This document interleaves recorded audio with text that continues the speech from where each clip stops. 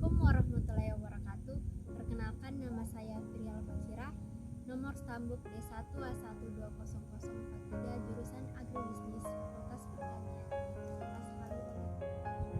Tujuan saya membuat video ini yaitu memenuhi nilai mata kuliah dasar-dasar ilmu tanah, di mana tugasnya itu menjelaskan konservasi tanah. Di sini saya mengambil metode vegetatif. Erosi tanah adalah peristiwa terangkutnya tanah dari satu tempat ke tempat lain oleh air atau angin. Pada dasarnya ada 3 proses penyebab erosi, yaitu pelepasan partikel tanah, pengangkutan, dan pengendapan. Erosi menyebabkan hilangnya tanah lapisan atas, topsoil, dan unsur hara yang sangat penting bagi pertumbuhan tanaman. Erosi yang disebabkan oleh air hujan merupakan penyebab utama degradasi lahan di daerah tropis termasuk Indonesia. Tanah-tanah di daerah berlereng mempunyai risiko tererosi yang lebih besar daripada tanah di daerah datar. Selain tidak stabil, akibat pengaruh kemiringan, air hujan yang jatuh akan terus-menerus memukul permukaan tanah sehingga memperbesar risiko erosi.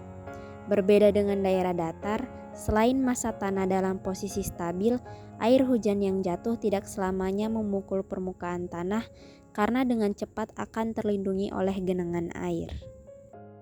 Tanah yang hilang akibat proses erosi tersebut terangkut oleh air sehingga menyebabkan pendangkalan saluran drainase termasuk parit, sungai, dan danau.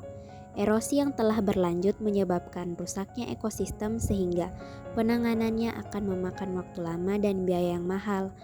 Menurut Kurnia et al. 2002, kerugian yang harus ditanggung akibat degradasi lahan tanpa tindakan rehabilitasi lahan mencapai 291.715 per ha.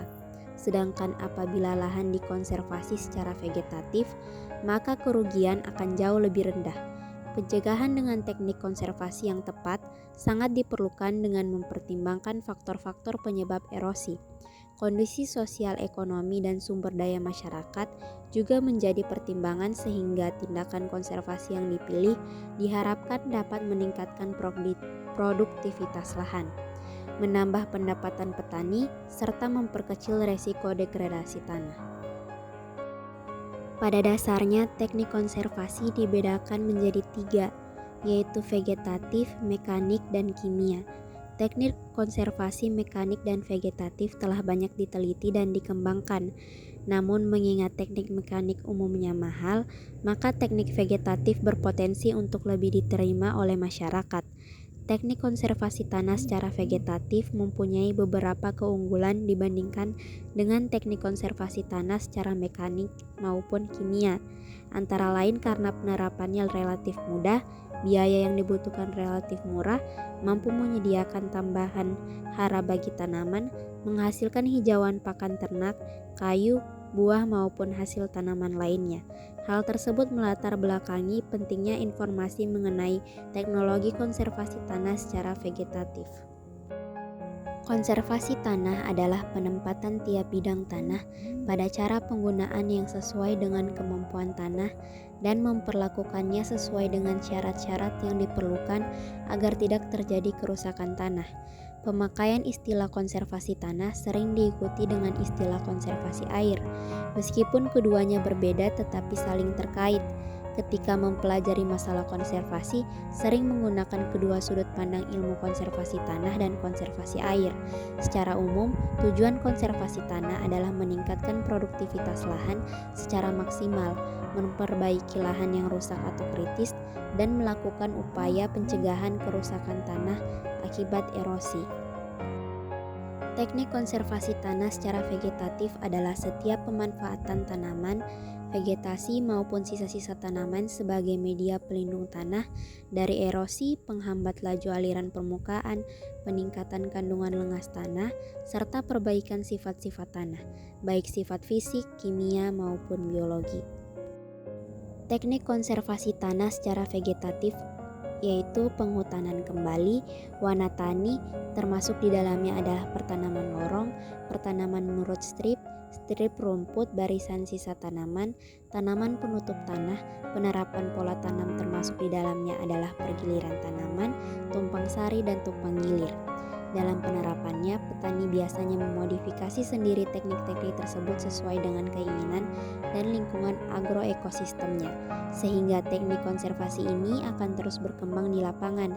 Keuntungan yang didapat dari sistem vegetatif ini adalah kemudahan dalam penerapannya, membantu melestarikan lingkungan, mencegah erosi, dan menahan aliran permukaan, dapat memperbaiki sifat tanah dari pengembalian bahan organik, tanaman, serta meningkatkan nilai tambah bagi petani dari hasil sampingan tanaman konservasi tersebut.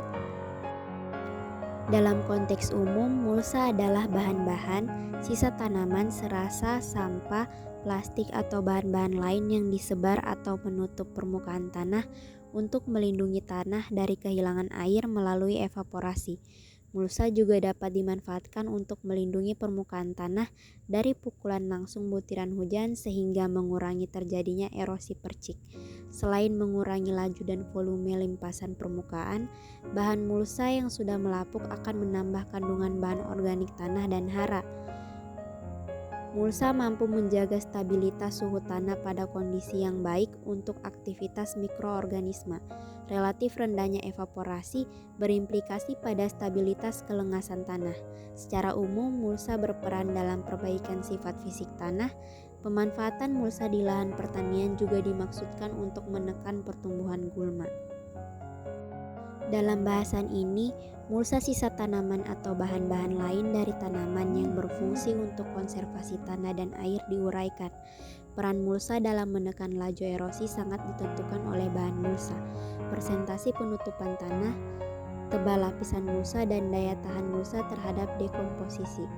Menurut Suwarjo, dalam jangka panjang olah tanah minimum dan pemberian mulsa dapat menurunkan erosi hingga di bawah ambang batas yang dapat diabaikan. Sebaliknya, pada tanah yang diolah dan tanpa diberi mulsa, erosi terjadi semakin besar.